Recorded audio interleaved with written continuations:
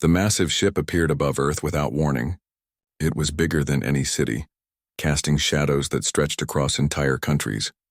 The metal hull gleamed dark purple in the sunlight, covered in strange symbols that hurt human eyes to look at directly. Smaller ships buzzed around it like angry insects, their engines leaving trails of green fire across the sky. Ambassador General Vexathara stood on the command bridge of the Dominion's fist, watching the blue planet spin slowly below. The crystalline being was 12 feet tall, with a body that looked like living diamond mixed with steel. Purple light pulsed through its transparent skin, and when it spoke, the sound came from everywhere at once. Another primitive world, Vexathara said to its officers. This will be simple. The aliens had done this thousands of times before. They would arrive at a new planet, make their demands, and wait. Most species surrendered immediately when they saw the size of the Imperial fleet. The smart ones begged for mercy. The stupid ones fought back and died quickly. Vexathara activated the communication system. The message would reach every radio, television, and computer on the planet below. The translation matrix would convert the words into every human language at once. People of Earth. The voice boomed across the planet. I am Ambassador General Vexathara of the Galactic Empire. Your world now belongs to us. You have 72 standard hours to surrender completely. Lay down all weapons. Prepare your leaders for transport to Imperial processing centers. Resistance will result in the complete destruction of your species. The message ended. Vexathara settled back to wait. Usually the panic started within minutes. Leaders would contact each other frantically. Military forces would scramble uselessly. The population would flood communication networks with pleas for help that would never come. Instead, something very different happened. The first response came from a college dormitory in Kansas. A 19-year-old student named Jake Martinez was eating instant noodles and studying for a chemistry exam when his laptop started speaking in an alien voice. He listened to the whole message, thought about it for exactly 3 seconds, then hacked into the signal's return frequency. New phone. Who dis? Jake typed into his computer. The message went out across the same channel the aliens had used. Every human on Earth with an internet connection saw it within minutes. Then something wonderful and terrible happened. Humanity did what it always did when faced with the impossible. They made jokes about it. Within an hour, Earth's alien invasion was trending on every social media platform. Memes spread faster than the Imperial translators could decode them. Someone made a video of themselves doing a dance while alien ships flew overhead. A grandmother in Florida posted a recipe for Welcome to Earth casserole and suggested someone bring it to the aliens. Captain Sarah Chen stood on a rooftop in Geneva, watching the massive ship through a pair of binoculars. She was 35 years old, had served in 3 different armies, and had never seen anything that impressed her for very long. The beer in her hand was getting warm, but she didn't mind. So what do you think? Asked Dr. Marcus Webb, sitting beside her in a folding chair. The xenobiologist was thin and nervous, constantly pushing his glasses up his nose. First contact with an alien species. This is the most important moment in human history. Sarah took a sip of beer and lowered the binoculars. They want us to surrender or they'll blow us up. Sounds like a Tuesday to me. You're not afraid? Marcus, I've been shot at by people who knew my name and home address. These guys are just big and shiny. She pointed at the alien ship with her bottle. Besides, look at that thing. It's huge, but it's also stupid. How is it stupid? They parked it where we can all see it. If you want to scare people, you don't show them your whole hand at once. You stay hidden and let their imagination do the work. Sarah grinned.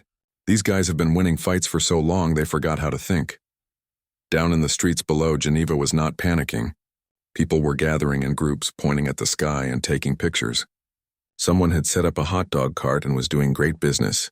A street musician was playing guitar and had changed his usual songs to include lyrics about alien visitors. Dr. Webb watched it all through his own binoculars. This isn't how first contact was supposed to happen.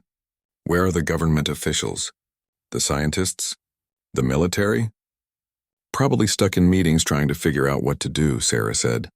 Meanwhile, everyone else is just getting on with their lives. On the alien ship, Vexathara was reviewing the human responses with growing confusion. The translation matrix was working perfectly, but the messages made no sense.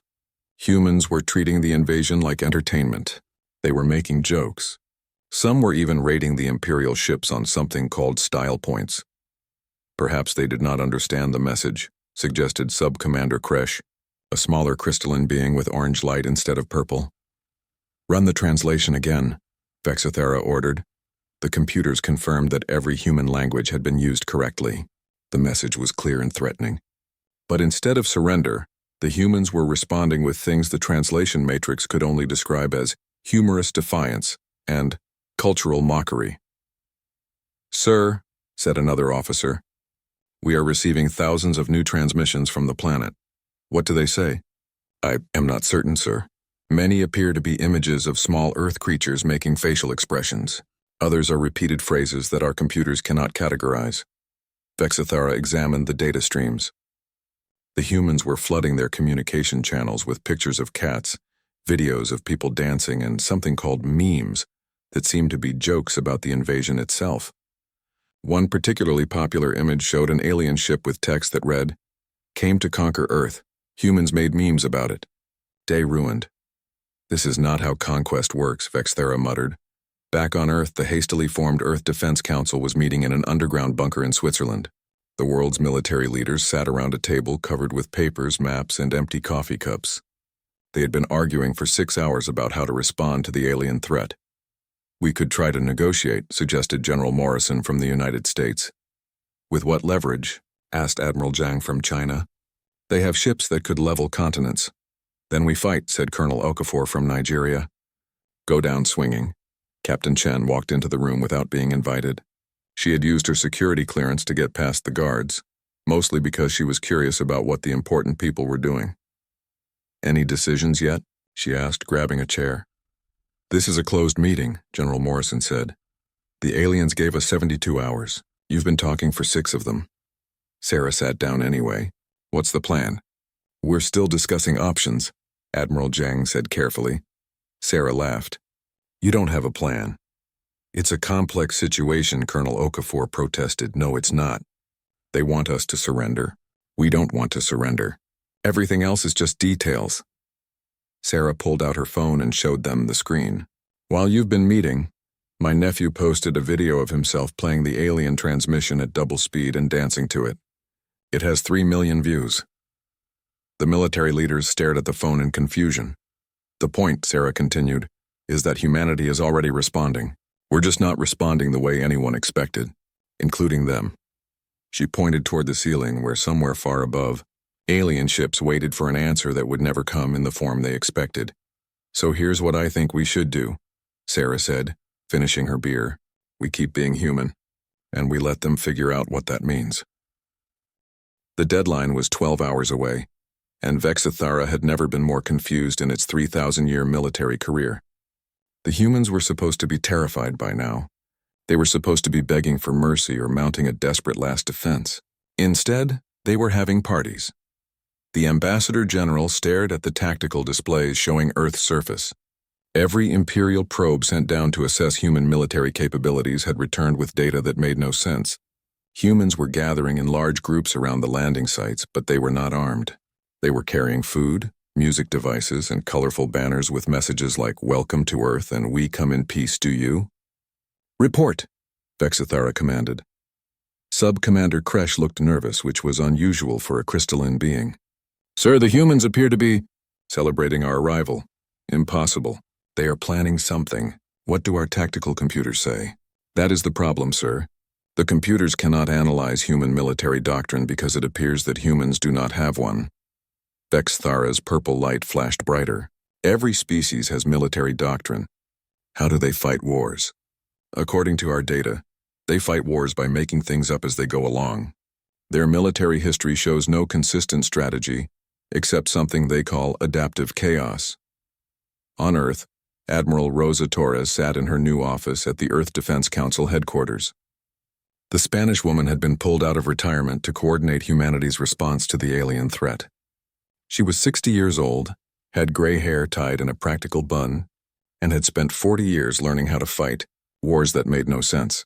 "Status report," she said to the room full of officers from 20 different countries. "The aliens have sent down 37 reconnaissance probes," reported Major Kim from South Korea. "We've responded by having civilians offer them tours of the local area. Any probe attacks on military targets? No, ma'am. They seem more interested in studying our reaction than our weapons. Admiral Torres nodded. Good, what about the welcome parties? Colonel Santos from Brazil grinned. Growing by the hour. São Paulo is hosting a first contact festival with live music. Tokyo organized a parade. And someone in New York started a betting pool on whether the aliens like pizza. Excellent. And our military response? That's where things get interesting, said General Okoye from Ghana. Our bases are playing music at the alien ships. Loud music, everything from classical to death metal to children's songs. What's the alien reaction? Confusion mostly. They keep sending down smaller ships to investigate the noise. Our people wave at them and take pictures. Admiral Torres smiled. It was exactly what she had hoped for. People, we are engaged in the most important military operation in human history. Our strategy is simple. Be so unpredictable that the enemy cannot plan against us. Is that a real strategy? Asked Lieutenant Commander Patel from India. It is now. The aliens have been conquering planets for millennia. They have procedures, protocols, and computer models for every type of resistance, except for this one. She pointed to a wall display showing social media feeds from around the world. Humans were treating the invasion like the world's biggest party. They were making jokes, sharing food with anyone who showed up, and generally acting like the alien fleet was an interesting tourist attraction rather than a threat to their existence. We are fighting a psychological war, Torres continued, not against their minds but against their assumptions about how conquest works. On the Imperial flagship, those assumptions were cracking under pressure. Vexthera had called a meeting of all senior officers to review the situation. Analysis, the Ambassador General demanded. The humans have made no military preparations, reported War Commander Thex. No weapons have been moved. No defenses have been erected. No communications have been sent to request aid from other worlds. Then they are surrendering? Not exactly, sir. They are ignoring us. Vexthera's crystalline form darkened. Explain. They acknowledge our presence, but they treat us like visitors rather than conquerors. Our probes are being offered food and guided tours. Our ships are being serenaded, and their communications networks are full of jokes about our arrival. Show me these jokes.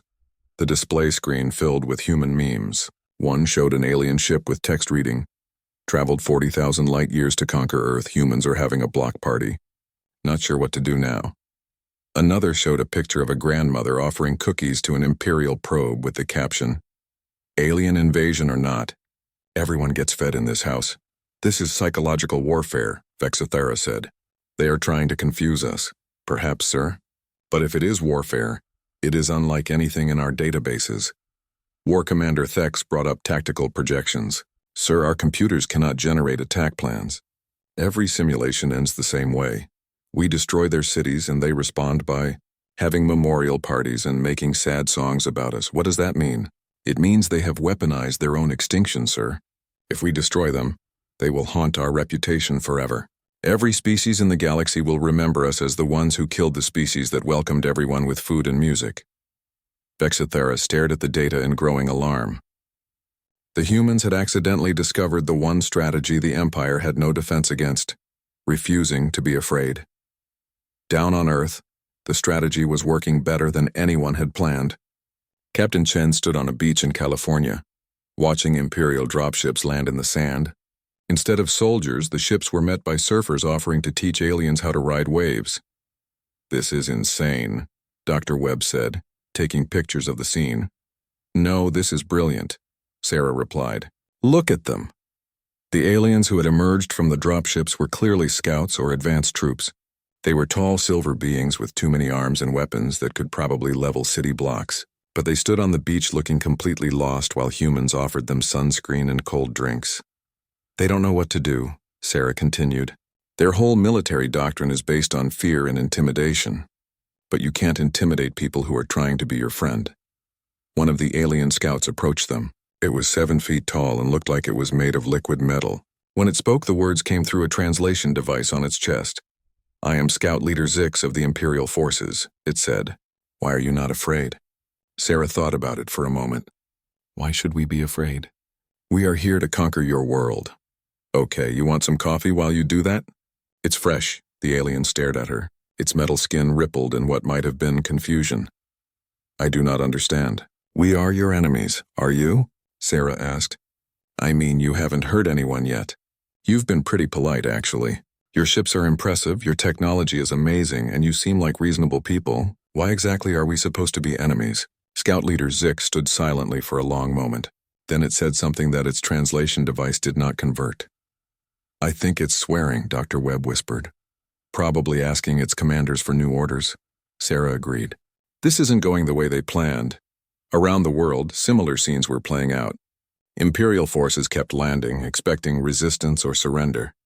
Instead, they found humans who were genuinely curious about alien culture, eager to share their own, and completely unconcerned about being conquered. The psychological effect was devastating. Imperial soldiers who had spent centuries enforcing fear found themselves being asked about their families, their hobbies, and whether they wanted to try Earth food. Warriors who had never questioned their orders began to wonder why they were conquering people who seemed so happy to meet them. By sunset, Admiral Torres received reports that several Imperial scout teams had requested permission to stay longer and study human culture. 3 alien officers had asked for recipes, and one had been adopted by a small town in Montana that decided he was their new mascot. "Status update?" Torres asked her staff. "The aliens are having an identity crisis," reported Colonel Santos. "Half their forces don't want to leave, and the other half don't know what they're supposed to be conquering. And their deadline? 6 hours and counting. But honestly, I don't think they remember what they're counting down to anymore." Admiral Torres smiled. Humanity had just won the first battle of the war by refusing to fight it. The deadline had passed 6 hours ago and nothing had happened. No orbital bombardment, no invasion, no surrender. The Imperial fleet hung in space above Earth like a group of party guests who had forgotten why they came. Vexithara finally broke the silence by doing something unprecedented in Imperial history. It asked for a meeting. The message was broadcast to Earth's leaders with typical Imperial formality. "The Galactic Empire requests immediate diplomatic contact with authorized representatives of the species known as humans. A formal negotiation will be held aboard the flagship Dominion's Fist. Transport will be provided." Dr. Elena Vasquez read the message while drinking her morning coffee in her small apartment in Mexico City. She was 73 years old, had retired from the United Nations 5 years earlier, and had spent her career mediating disputes between people who thought killing each other was a reasonable solution to disagreements. Her phone rang. It was Admiral Torres. "Elena, we need you." "I'm retired, Rosa. The aliens want to negotiate. You're the best diplomat we have." "I'm the only diplomat you have who's crazy enough to do this," Elena corrected. "What's the situation?" "They're confused. Their entire plan was based on us being afraid, and we're not. Now they don't know what to do next." Elena sipped her coffee and thought about it. "Send me the cultural data Dr. Webb has compiled. I'll need to understand what we're dealing with." 3 hours later, Dr. Vasquez stood in a Swiss military base preparing for the most important negotiation in human history. She carried a single briefcase and wore her best blue suit. Admiral Torres walked beside her toward the alien transport ship. "What's in the briefcase?" Torres asked. "Humanity," Elena replied. The alien transport was sleek and silver, with no windows and engines that made no sound. Elena walked up the ramp like she was boarding a bus. The interior was all smooth curves and purple lighting, designed to intimidate anyone who entered. "Dr. Vasquez," Elena said to the aliens waiting inside. "Pleased to meet you." The flight to the Imperial flagship took 15 minutes. Elena spent the time chatting with her escorts about the weather, the view of Earth from space, and whether they had families back home. By the time they reached the Dominion's Fist, 2 of the alien guards were answering personal questions about their childhood and career goals. The negotiation chamber was enormous and cold, clearly designed to make visitors feel small and powerless. Vexithara sat at the far end behind a massive table, flanked by other Imperial officers. The lighting was harsh, the ceiling was impossibly high, and everything was made of dark metal that reflected distorted images. Elena walked to the center of the room, set her briefcase on the floor and opened it. "Before we begin," she said, "I brought gifts." She pulled out a small wooden flute and played a simple melody. The music echoed through the chamber, softening the harsh acoustics. Then she took out a book of poetry, a small painting of a sunset, and a tablet computer. These represent humanity, she said. Music, literature, art, and technology. We'd like to share them with you. Vexthara's purple light flickered. We are not here to exchange cultural artifacts. We are here to discuss your surrender. Why? Elena asked, sitting down on the floor next to her briefcase. Because we have conquered your world. Have you? I don't feel conquered. Do you feel like conquerors? Elena looked around the room at the other Imperial officers. Several of them shifted uncomfortably. I feel like someone who traveled a very long way to threaten people who offered me cookies, Sub-Commander Kresh said quietly. Vexithara's light flashed angrily. The Empire does not accept cookies. The Empire takes worlds. Why? Elena asked again. Because that is what empires do. But why do you want to be an empire? Vexthara stared at her. The question had never been asked before. In 3,000 years of conquest, no one had ever wondered why the Empire wanted to conquer things. Order, Vexthara said finally. The galaxy needs order. Does it? Because from what I've seen, your order mostly involves making people afraid and taking their stuff. That's not really order. That's just organized bullying. Elena stood up and activated the tablet computer. I want to show you something. The screen displayed a video feed from Earth. It showed the ongoing first contact celebrations that had been happening for the last day. Humans and aliens were dancing together in Sao Paulo. An Imperial scout was learning to play guitar in Nashville. 3 alien officers were helping build a school in Kenya. This is what happens when people aren't afraid of each other, Elena said. They cooperate. They share. They make beautiful things together. This is chaos, Vexithara protested. No, this is jazz music, Elena played another video. It was a recording of a jazz performance from the night before, where human musicians had been joined by aliens who had never heard Earth music before. The improvisation was chaotic and beautiful, with no rules except to listen to each other and respond creatively. See how they're not following a script? Elena explained. No one is in charge, but everyone is participating. They're creating something new that none of them could make alone. War Commander Thex leaned forward. But how do you maintain control? You don't. You maintain trust instead. Elena opened the poetry book and read a short poem about friendship. Then she showed them the painting, explaining how the artist had captured a single moment of light and made it eternal. Finally, she played more music, letting the melodies fill the cold chamber with warmth. I don't understand, Vexthara said. Its voice had lost some of its commanding tone. You've been running an empire for so long you've forgotten what it's like to just be people, Elena said gently. But your soldiers remember. That's why they're down on Earth right now, learning to dance and asking for recipes. They're remembering what it feels like to be welcomed instead of feared. She activated the tablet again and showed them more footage from Earth. Imperial officers were everywhere in the videos, not as conquerors but as guests. They were laughing, learning, and in some cases, crying as humans showed them kindness they had never experienced. This is psychological warfare, Vexithara said, but its voice was uncertain. No, this is just people being nice to each other. The fact that you think kindness is a weapon says more about your empire than about us. Elena closed the tablet and packed her gifts back into the briefcase. I'm going to tell you something that might upset you. You can destroy our cities. You can kill billions of us, but you can't conquer humanity. Why not? Because we're not a place or a government or a military. We're an idea. We're the idea that people should be kind to each other, that differences make life interesting, and that everyone deserves to be treated with dignity. You can't bomb an idea. Vexithara stood up, its crystalline form towering over Elena. Then we will destroy you completely. Leave no trace, Elena smiled. Your own soldiers won't let you. Half of them are already asking to defect. The other half are planning to retire and move to Earth. You've lost them, Ambassador General. Not to our weapons, but to our welcome. The chamber fell silent. Elena could hear the subtle hum of the ship's engines and the nervous breathing of the Imperial officers, who were beginning to realize that their world had just changed forever. What do you want from us? Vexthara asked finally. Nothing, Elena said. But we'd like to offer you something. What? A choice. You can keep being an empire that rules through fear, or you can become something new, something better. She handed Vexthara a small device. This contains our complete cultural database. Music, art, literature, philosophy, comedy. Everything that makes us human. It's yours to keep, no conditions. Why? Because that's what people do. They share the best parts of themselves and hope it makes the universe a little brighter. Elena walked toward the exit. then turned back. "Oh, an ambassador general. Your deadline passed 6 hours ago.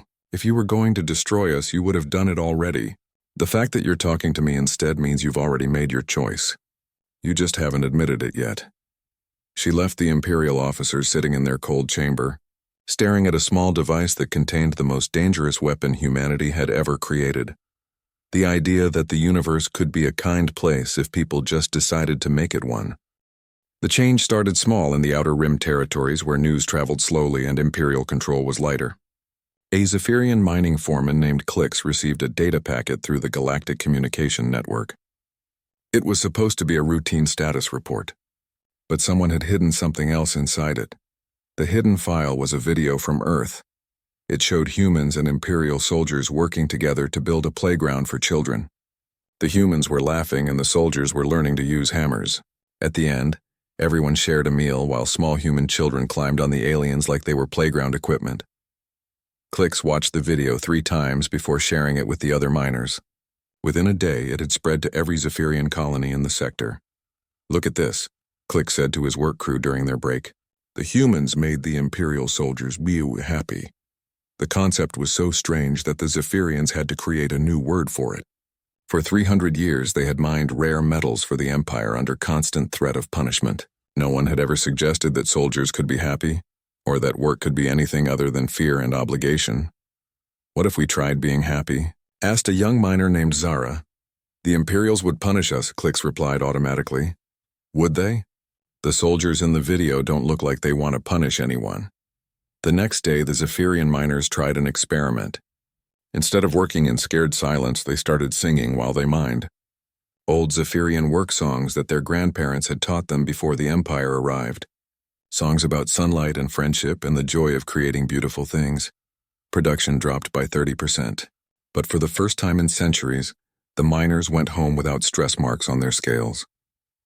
Meanwhile, on the agricultural world of Corvin Prime, Farmer Tesh was discovering something called protest songs. The concept had arrived in a smuggled transmission from Earth, along with examples of human music that complained about unfair treatment while making people want to dance. Tesh was old enough to remember when Corvani farmers had grown food because they loved feeding people, not because the Empire demanded tribute. The memory made him angry, but the human music made him clever. He started growing crops that technically met Imperial requirements but tasted terrible. Fruits that looked perfect but made your mouth feel like you had eaten cardboard. Vegetables that had all the required nutrients but somehow made every meal disappointing. "This is malicious compliance," he explained to his fellow farmers, using a term he had learned from the human files. "We follow their rules exactly, but we make sure they regret asking." The idea spread across Corvin Prime faster than harvest season. Within weeks, Imperial food supplies began tasting like existential disappointment and bureaucratic sadness. The garrison soldiers started requesting transfers to worlds with better food. In the Imperial capital, emergency meetings were being called every few hours. Admiral Krex, Supreme Commander of Imperial forces, stood before a wall of displays showing rebellion spreading across the galaxy. "Status report," Krex demanded. "It's not rebellion, sir," replied Intelligence Commander Vorth. "It's worse than rebellion." "Explain." "Rebellion we can fight. This is cultural contamination. The humans' ideas are spreading through our communications networks faster than we can contain them." The displays showed hundreds of worlds. On each one, the local population was discovering concepts like passive, resistance, creative disobedience, and aggressive kindness. Species that had been conquered for centuries were suddenly remembering what it felt like to laugh. "Show me the worst examples," Krex ordered. The first display showed the industrial world of Nexus 7. The factory workers had started painting murals on the production equipment. Colorful, beautiful art that made the factories look like galleries. Production had actually increased, but the workers were clearly having fun while they worked. "They're painting flowers on our weapons manufacturing equipment," Forth reported. The second display showed the military training world of Karis Station. The recruit instructors had begun teaching human-style combat, which appeared to involve confusing enemies through unexpected kindness and creative problem-solving. "Yesterday, a squad of our trainees defeated a simulation by offering the enemy forces a group hug," Forth continued. That's not how military tactics work, Krex protested. No, sir, but it worked anyway. The simulation computers couldn't process it. The third display showed the most disturbing development. On the prison world of Torment, the guards had started treating prisoners like people. They were providing art supplies, organizing sports leagues, and in one case, a guard had brought his family to meet a prisoner who had become his friend. Sir, Forth said quietly, the prisoners on Torment are refusing to escape. They say they're having too much fun to leave. Admiral Krex stared at the displays in growing horror. How is this happening? The humans weaponize their culture, sir. Every time our people interact with them, they become infected with human ideas. Ideas about dignity, creativity, friendship, and hope. Hope? Yes, sir. The idea that things can be better than they are.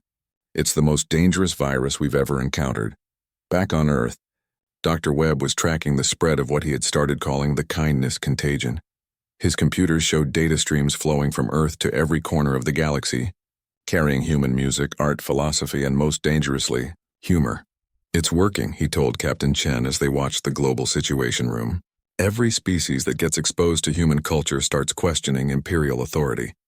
How are we spreading it so fast? Sarah asked. The internet, Webb grinned. The Empire has been using our communication networks to monitor us. But those same networks are carrying our culture out to their ships, then back to their home worlds through their own systems.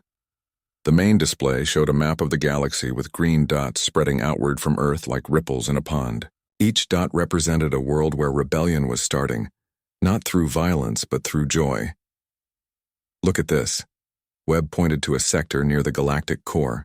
The entertainment district on Pleasure World 9 has declared independence, not through military action, but by announcing that everyone is now invited to their permanent party, and no one has to pay taxes to grumpy empires anymore.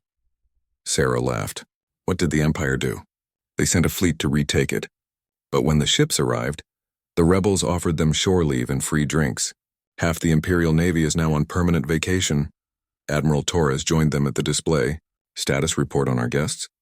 The Imperial soldiers on Earth are integrating beautifully, Webb replied.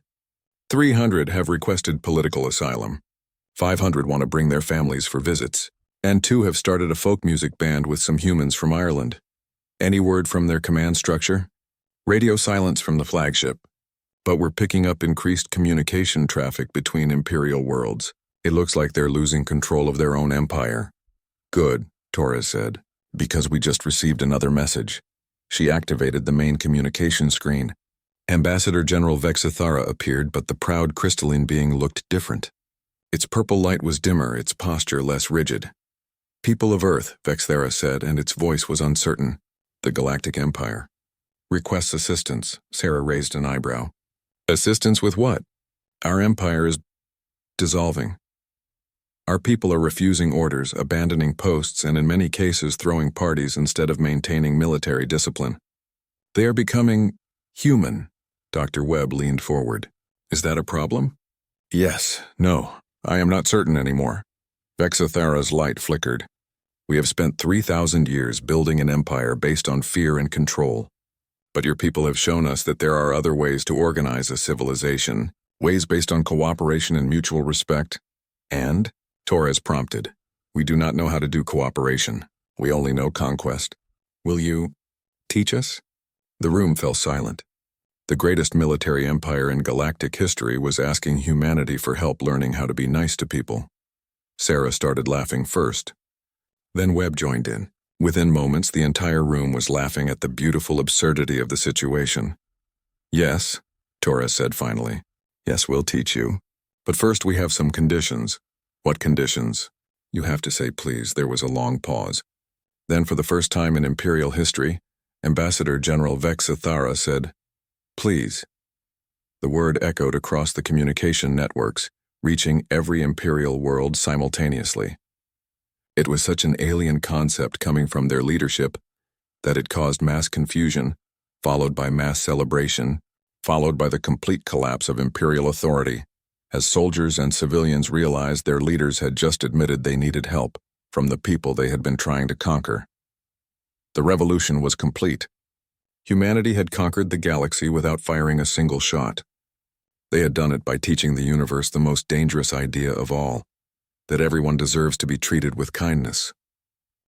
The Imperial Council met for the last time in the Great Chamber on Imperius Prime, the capital world of what had once been the most powerful empire in galactic history.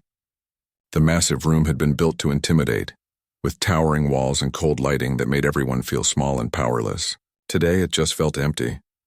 Vexithera stood at the center of the circle, surrounded by representatives from across the galaxy, but they were no longer Imperial officers reporting to their superior. They were confused beings asking for help from someone who was just as lost as they were. Status reports, Vexithera said, though the words felt strange. No one had given status reports in weeks. The entire concept of military hierarchy had collapsed when the Empire's subjects discovered that orders were optional. The Zephyrian mining colonies have declared independence, reported former Admiral Corks, but they're still mining. They say they enjoy the work now that no one is threatening them. Production levels up 40%. They invented something called teamwork. The agricultural worlds independent but stable. They're growing food because they like feeding people. Apparently that's more motivating than growing food because we'll punish them if they don't. Vexithera's crystalline form dimmed. And the military? What military? Corks asked. Half our forces are still on Earth learning to surf. The other half have started their own colonies based on human principles like cooperation and mutual aid. The prison worlds? The prisoners and guards are working together to build schools and art centers. They've turned Torment into a rehabilitation planet where beings learn job skills and emotional healing. Vexthara processed this information with growing despair. And the capital? Sir, said former intelligence commander Vorth. Yesterday, a group of citizens organized a block party in the government district. They invited everyone, including us. Most of the council attended. It was pleasant. This is chaos, Vexthara muttered. No, sir, Vorth corrected gently. This is what the humans call community. On Earth, the transformation was visible from space. What had started as first contact had become the largest cultural exchange in galactic history. Alien ships were no longer weapons of war, but moving cities where different species lived and worked together. Captain Chen stood on the observation deck of the former Imperial flagship Dominion's Fist, which was now called the New Horizon. The ship had been converted into a mobile university, where humans taught aliens about cooperation, while aliens taught humans about advanced technology. How are our students doing? She asked Dr. Webb, who had become the ship's director of cultural studies. Better than expected, Webb replied, gesturing toward the main deck below. The Zephyrians have a natural talent for engineering. The Corvani are amazing teachers. And the former Imperial officers are surprisingly good at organizing things when they're not trying to terrify anyone. Through the observation window, they could see Vexithara working with a group of human children to build a sculpture out of crystalline material. The former Ambassador General had discovered that its ability to shape crystal with its mind made it excellent at art therapy. Any problems? Just one, Webb said. We're running out of problems to solve. Every world that gets exposed to the cooperation model starts working better almost immediately.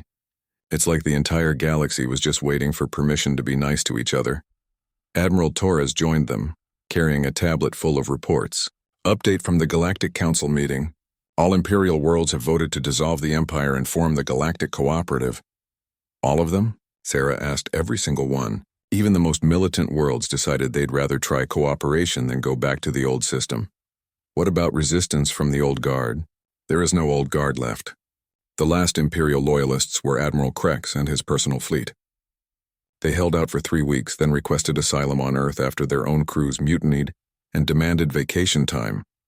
Sarah laughed. What happened to military discipline? It turns out, military discipline works better when people choose to be part of something instead of being forced into it, Torres replied. Who knew? The tablet beeped with an incoming message. Torres activated the screen and Vexthara's face appeared. Admiral Torres, the former Ambassador General, said, I am calling to report the completion of the Imperial transition. How does it feel to be unemployed? Sarah asked, strange, but also liberating. I have spent 3,000 years following orders and giving orders. I had forgotten what it felt like to simply choose what to do each day. What will you do now? I am going to learn to be a person instead of a position, Vexthara replied. Dr. Vasquez has offered to teach me about something called retirement. Apparently, it involves growing plants and reading books for pleasure. Sounds boring, Sarah said. Yes, I am very much looking forward to being bored. The communication ended, and the three humans stood in comfortable silence, watching the galaxy change through the observation windows. Former Imperial ships were everywhere, but they were no longer gray and threatening. They had been painted in bright colors and converted into exploration vessels. Mobile hospitals, traveling theaters, and in one case, a ship that did nothing but deliver ice cream to worlds that had never tasted it before. So what happens now? Webb asked. We've accidentally conquered the galaxy through kindness. What do we do with it? Nothing, Torres replied. That's the point. We don't rule it. We just help it run itself. Is that enough? Marcus, Sarah said. 6 months ago, we were facing extinction from a galactic empire. Today, that empire has dissolved itself and asked us to help them build something better. I'd say we're doing pretty well. Below them, the daily cultural exchange was beginning. Humans were teaching aliens about democracy, creativity, and the art of making coffee. Aliens were teaching humans about faster-than-light travel, advanced medicine, and the mathematics of crystal growth. But the most important exchange was simpler than that. Beings from dozens of different worlds were learning to trust each other, to share resources willingly, and to solve problems together instead of fighting over who got to be in charge. You know what the best part is? Webb said, watching a group of children from 6 different species playing together in the ship's garden. What? We didn't plan any of this. We just kept being ourselves, and somehow that was enough to change everything. A year later, Dr. Elena Vasquez sat in her small garden in Mexico City, sipping coffee and reading the morning news. The headlines were different now. Instead of wars and conflicts, the galactic news reported on cooperation projects, cultural festivals, and scientific breakthroughs made possible by different species working together. Her tablet chimed with an incoming call. Vexithara's face appeared on the screen, but the former ambassador general looked completely different.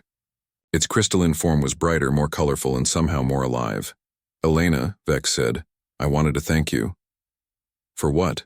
For teaching me that there was a difference between ruling and serving.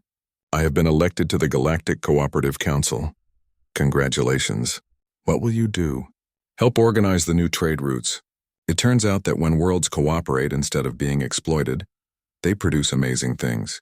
The Zephyrians are making crystal art that sings.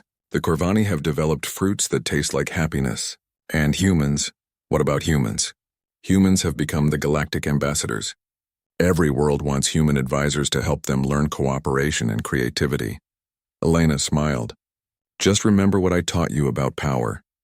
That real power comes from helping others become powerful too, Vex recited. Good student. After the call ended, Elena sat back in her chair and watched the sky.